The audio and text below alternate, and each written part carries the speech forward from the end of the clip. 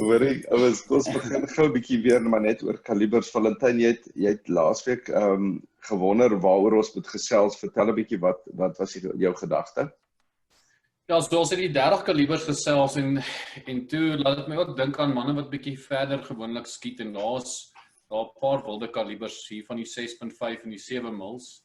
En toe het ek vir Jan gevra of hy nie dalk dan bietjie kan gesels oor wat maak hierdie kaliber so gewild spesifiek oor langer afstande en ek dink ek hoop maar Jan kan ons bietjie meer vertel vandag. Ja, dis skieurig. Jan sê vir ons bietjie vertel van daai kalibers asseblief. Dan ja, daar's 'n sekere karakteristieke van die 6.5 en die 7 mm wat baie gewild maak vir lang afstande. En ek dink weer om die gesprek te begin, gaan ek net hierso vinnig, ek weet nie of julle dit mooi sal kan sien nie. Ja, die lang marietjie wat soos 'n vleuel lyk is 'n 139 grain 6.5 en die ander wat meer na voor hy lyk is 'n 155 grain 3.0 kaliber. So hou daai prentjie in gedagte gedurende ons gesprek. Ons het laasweek ook gepraat, jy weet, tussen die ontstaan van die 3006 het baie te maak met die 7x57 en die feit dat die 7x57 jy weet vir sy tyd en ten spyte van sy lae trompsnelheid 'n baie gawe ballistiese vermoë gehad het. En as 'n mens nou 'n langer 7 mm punt vat, sê nou maar in die 180 grain omgewing en jy vergelyk dit met 'n 180 grain 3.0 kaliber, baie soos hierdie, dan sal 'n ou waarneem dat die 7 mm is heelwat langer as die 3.0 kaliber om mee te begin en hy lyk ook baie meer vaartbil en hy lyk soos 'n ding wat lekker deur die lug kan gly. Ja. Omdat hy so lekker deur die lug gly as gevolg van sy vorm, het hy baie min weerstand en daar's baie min sleurkrag wat op inwerk in vergelyking met 'n 30 kaliber.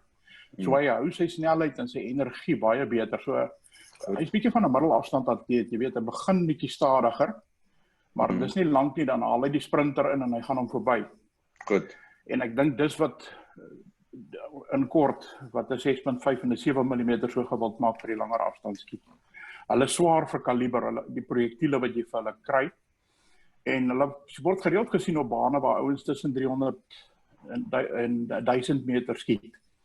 So as 'n ou nou besluit jy gaan 'n 6.5 of 'n 7 mm gebruik en jy wil hierdie wat hulle noem very low drag profiel punte gebruik en 'n mens gaan kyk na die ballistiese koëffisiënt wat gekwantifiseer word deur hierdie vaartbelynheid. Dan beteken dit die ballistiese koëffisiënt is 'n syfer meestal onder 1.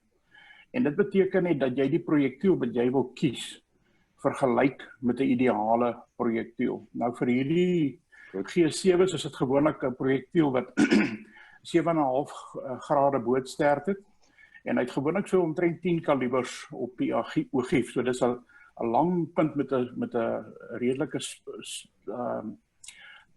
stadige helling. So die punte wat so lekker deur die lug trek word ook minder beïnvloed deur dwarsbinde. So die ballistiese koëffisiënt van 'n punt as jy een gaan kies, soek jy met die hoogste moontlike koëffisiënt wat jy kan kry. En dan moet jy miskien net in gedagte hou dat hierdie ballistiese koëffisiënte wat die ouens wat punte vervaardig adverteer is snelheid afhanklik. So daai ballistiese koëffisiënt is 'n benadering vir 'n sekere snelheid bestek, jy weet, sê nou maar tussen 2800 en 3000 voet per sekonde of so iets. Maak net seker jy weet dat wanneer jy hom kies dat die ballistiese koëffisiënt verwys na daai omgewing, snelheid omgewing waarna jy kyk. Goed. So as 'n mens meer inligting daaroor wil hê, daar's 'n ou wat vir Berger werk, hy's 'n baie kompeterende F-klas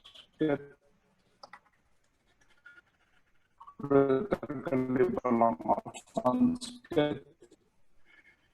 Sy nageskryf applied ballistics geïngineer so die vaartbelynheid van die punte gaan kyk in 'n omgewing waar empiries gekyk het wat die spesifieke ballistiese koëffisiënt binne daai snelheids bestek, daai verskillende snelheidsbestekke is. So daar's 'n goeie punt om te begin.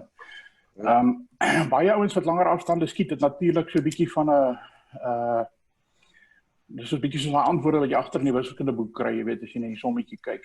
Ja. So wat hierdie ballistiese toepassings doen en wat die ballistiese tabelle doen, jy kry programme op die rekenaar waar jy die inligting kan invoer. Dit gee vir jou benadering van hoeveel elevasie jy moet stel op verskillende afstande en wat die windinvloed gaan wees op 'n punt met 'n sekere trompsnelheid en 'n sekere ballistiese koëffisiënt. So jy het net daai twee stukkies inligting nodig vir 'n begin. Hy gaan ook vir jou vra jy hoe hoog jou teleskoop bo kan die loop sit en sulke goeie. So ou kan dit net in gedagte hou wanneer jy dit invul, vul dit so goed as moontlik in. En dan moet jy natuurlik op die baan gaan toets of dit wat die tabel sê is wat jou geweer werklik doen. Ek dink dit is 'n baie belangrike ding wat ons baie keer vergeet. Nou, jy weet die gematigde 7 mm, jy het nie regtig 'n Magnum dop nodig om 2800 voet per sekonde uit te kry nie. En die F-klas ouens gebruik tussen 28 en 30 duim lope. So wat hulle voormik is, jy weet, ergens bokant 2800 voet per sekonde waar jy beste akkuraatheid kry. Want dit beteken dat jy die punt by jou teiken aflewer oor 1000 meter bokant die snelheid van klank. En dis baie belangrik, want die oomblik met jou punt deur daardie transisieomgewing gaan van supersonies na subsonies toe, dan raak hy onstabiel en dan kan jy nie regtig voorspel waar die punt heen gaan nie. Ja. So hulle probeer die teiken bereik supersonies en ek dink dis een van die goed wat hou in gedagte moet hou. Goed. Nou of jy nou gehad op ons in papier en of jy staal skiet tussen 300 en 1000 meter, die hoë ballistiese koëffisiënt wat die 6.5 en die 7 mm het, maak hulle baie gewild vir allerlei tipe skiet. Die 6.5 is baie gewild omdat hulle in 'n gematigde kaliber wat baie min terugskop, jy weet, daai vermoë het om die punt by 1000 meter te kry supersonies. Ja. En in kompetisies waar jy baie skuif tussen teikens en so, is dit nogal belangrik dat jy min terugskop het. Ja. So die geheim van die 6.5 is basies. Jy kan byvoorbeeld 140 grain punt kies met 'n 0.55 ballistiese koëffisiënt wat redelik hoog is. Goed. Hy vat minder kruit as 'n 308 om daai punt af te lewer. Hy skop so ergens tussen 'n 243 en 'n 308, so hy skop nie soos 'n 308 nie, bietjie meer as 'n 243.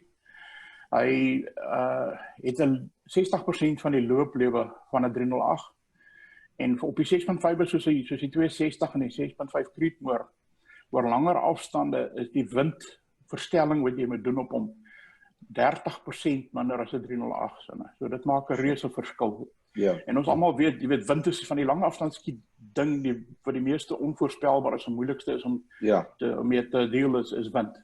Ja. So met 'n 140 grain punt kan 'n 260 of 'n 6.5 Creedmoor vir jou presies dieselfde traject gee as 'n 300 Winchester Magnum met 190 grain WLD. So jy spandeer baie meer aan kruit, jy boet baie in op skop, 60% meer op skop, en jy verloor baie looplewe om 'n 30 kaliber punt daar af te lewer wat die 6.5 redelik moet gemaak kan uitkom en dit moet jou nie soveel kos nie. Goed. Nou die elite F-klas ouens, jy weet, hulle hou van baie hoë BC's. Hulle is altyd hier so rondom die 180 grain, 175 of 180 grain. Meeste van die ouens wat jy mee praat, sal jy hoor, hulle skiet sulke punte. En hulle BC's van 0.68 tot jy weet oor die 7.7 wat baie goed is. Sure. Nou met daai verskil in BC tussen 'n 7 mm en 'n 6.5 het jy nog 20% meer verskil tussen die 6.5 en die 7 mm. So jy weet dit is 'n 50% verskil van 'n 308 na daai 7 mm toe wat 'n reuse verskil is. Ja. Wat dit die F-klas ouens toelaat om te doen is as hulle aanlei om te skiet en daar's 'n verandering in kondisies of hulle die kondisies effens misgeskat met wind, dan beteken dat hulle nog 'n 10 skiet waar jy met 'n ander kaliber sê jy 9 of 8 geskiet het. Ja. En waar elke punt tel in hierdie kompetisies is die ouens bereid om die prys te betaal wat 'n 7 mm vra. So jy gaan die helfte van die looplewe van 'n 6.5 hê en jy gaan tot 40% meer dryfmiddel moet gebruik en jy gaan tot 50% meer skop moet hanteer. Maar die voordeel wat jy die 7 mm uit kry is, op 1000 meter byvoorbeeld, as jy nou van die vinniger 7 mm vat, dan lewer hy tot 80% meer energie by die teiken af as wat 'n 6.5 doen. Wow. So as jy nou na goeie skiet wat beweeg en wat lewe, jou gekwesde bok byvoorbeeld grond toe bring, dan is die 7 mm die moeite werd. En as dit is wat jy meeste van die tyd doen, dan moet jy maar die prys betaal vir die 7 mm waarskynlik. Ek dink dit gaan jou meer suksesvol maak in jou veld.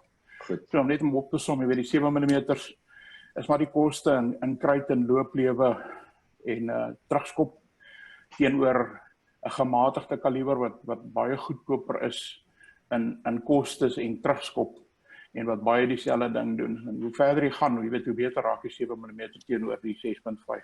Ja. So ek dink wat jy ook al kies, jy weet skiet soveel as moontlik, want langer afstande verg baie meer oefening.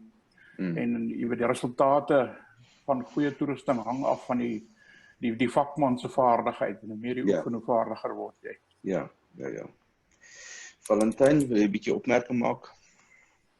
Ja, Jan, daar net so, as jy sê 7 mm, daar's ook natuurlik 'n reeks verskillende soorte, né? So met ander woorde, hoeveel 7 mm Remington Magnum of 'n 7 mm 08 wat basies die 308 dop is met 'n 7 mm punt, vergelyk hulle ook eintlik maar redelik dieselfde ballisties of Die belangrike ding is jy moet besluit watter spoed jy op jou trompsnelheid nodig het om te doen wat jy op die eind van die buitegrens van jou afstande waaroor jy wil skiet wil bereik.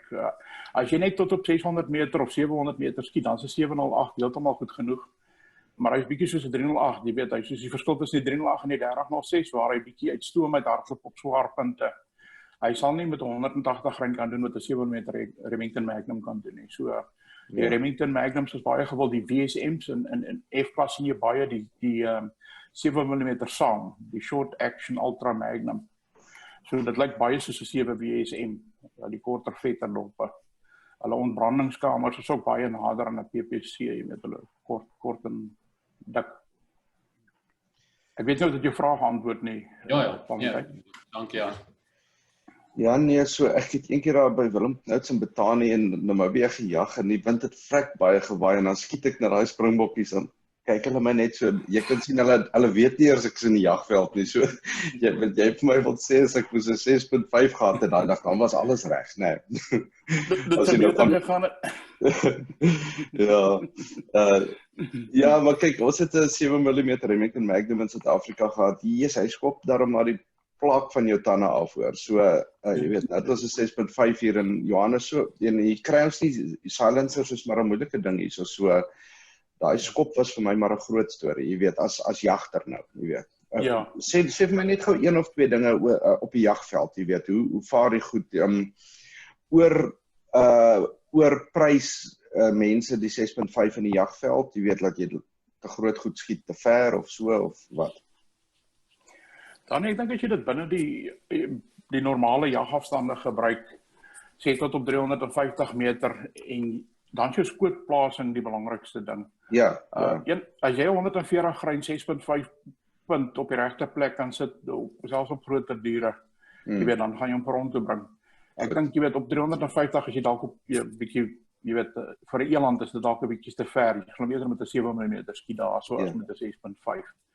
Maar enige praktiese jagafstand dink ek sal die 6.5 kan doen wat hy veronderstel is om te doen. Goed. Daar is ongelukkig, jy weet, 'n groot klomp video's op YouTube beskikbaar van ouens wat op onmoontlike afstande hulle raakskote laai op YouTube. Ek weet nie hoeveel misskote daar was en hoeveel kwesbokke daar was nie. En vir my persoonlik, ek dink nie dis eties om oor 'n langer afstand na 'n bok te skiet nie, en ek dink dit gaan alles oor 'n ou se vermoëns. Jy met jou en jou geweer se beperkings ken. Ek dink dit is onverantwoordelik om buite die beperkings te werk.